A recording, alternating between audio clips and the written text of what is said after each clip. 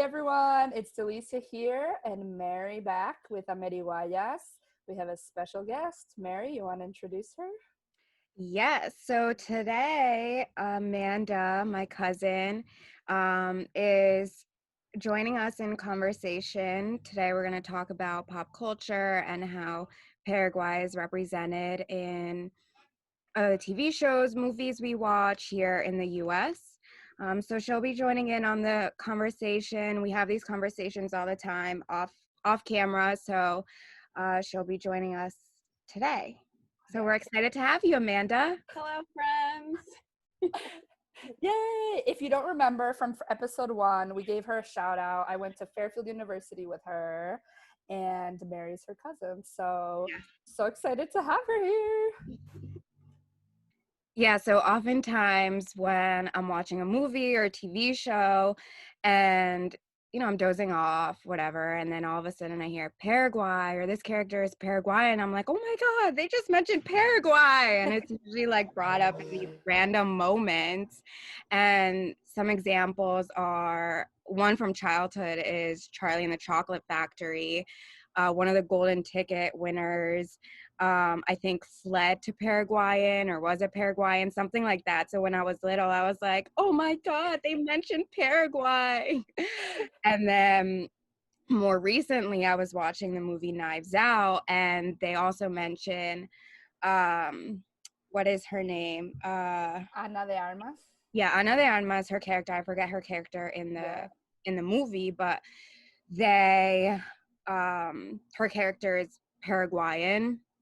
And so I was like, well, this is really random too. And so yeah, it's just like random notes to Paraguay. And it's like, Yeah. why? Like what's the reason? Like, did you research like a random country and then you decided to throw it in there? A Yeah. random country that no one knows about. Exactly. Yeah, but like they're probably expecting that no one's going to know about it, so they're not going to have as much critique. And here we are on the other side as consumers, like, oh my God, yes, they're finally representing us. And then it's either in an ambiguous way with Ana de Armas or a negative way, like we just mentioned previously, or in a random way with Charlie and the Chocolate Factory. And it's like, oh, so it's still kind of negative because they're like, oh, I fled there and like they can hide there kind of way. Right.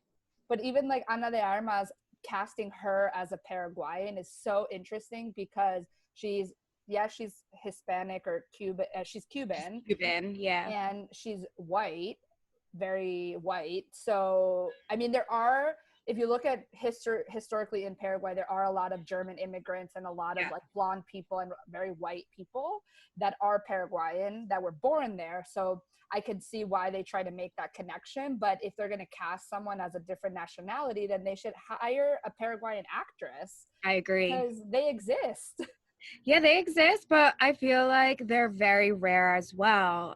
You don't really see, especially in the United States, you don't really see or like know a huge Paraguayan actress. Like I can't name one. Yeah. And yeah, exactly. Like if you're gonna play a character, why don't you play someone who's actually from there or Paraguayan American? Um, yeah, I think they do mention she's Paraguayan, but I think also like another character says she's Ecuadorian. So they mentioned Mm-hmm. both, I think. I'm pretty sure. I have to rewatch it. It's been like about a year Yeah. since I watched it. But even so, she's not Ecuadorian either if they did mention her. So or mention Ecuador. She's Cuban and like you said, she's white, and yes, there are white people and there are black people and in Paraguay as well. But it also goes to what we were talking about in the last episode with the Emmys and how Mm-hmm. in the Latinx community, it's still very problematic that, you know, colorism is very problematic Mm-hmm. in terms of that. And you often see, again, white representation Right. more so Yeah. than black representation, whether they're Latino Mm-hmm. or not. Yeah. And if you didn't catch the second episode, what we said was that they're were like Twitter back and forth between actors who are white and Latino, and then saying that they weren't represented, but there were a lot of Afro Latinos who were nominated, so kind of erasing that Afro Latinidad. So that's kind of what we're speaking to if you didn't catch the other one. But if you didn't, go ahead and watch it. Yes. Go watch.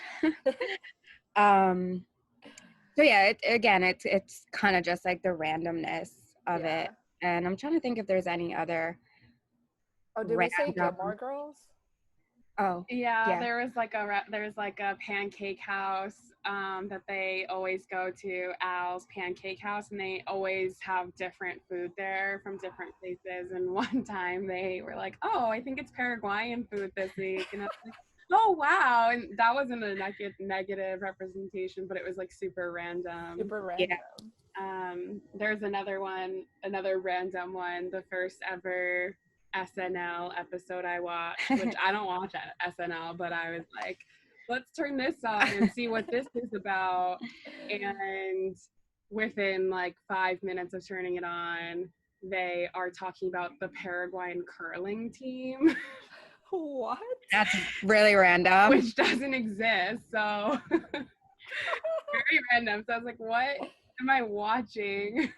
I know they can barely get funding for soccer and tennis and Right. curling, and they don't have it's not cold there. Yeah, so they were kind of just like in a joking, Yeah. random matter. They brought it up. Right.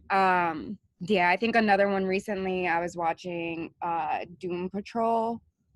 And one of the characters, he's a DC character, Mr. Nobody, and he is, and this is kind of again in like a negative way, I guess, but also random. Yeah. Well, maybe not so random to some people if they follow like DC and the villains and the characters, but to me it was random because I don't necessarily follow that, but he escapes to Paraguay for many, many years, and he's a ex-Nazi scientist or something like that. And it's really interesting. And then they go to Paraguay. I don't think it was actually filmed in Paraguay, to find this bad guy.